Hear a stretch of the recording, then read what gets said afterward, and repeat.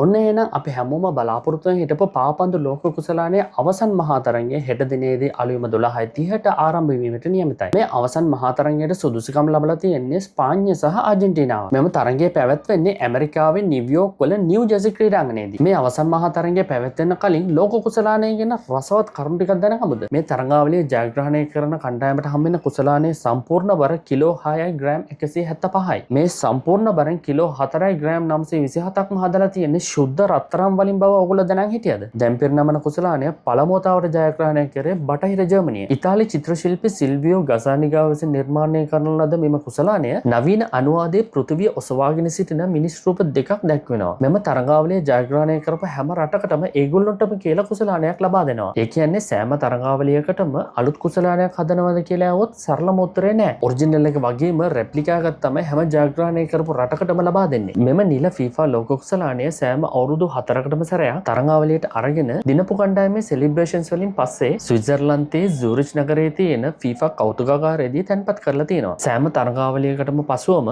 එම අවුරුද්දේ ජයග්‍රහණය කරපු රටේ නම අච්චු ගාපු බොටම් ඩිස්ක් එකක් සෑම අවුරුදු 4කටම සැරයක් මාරු කරනවා.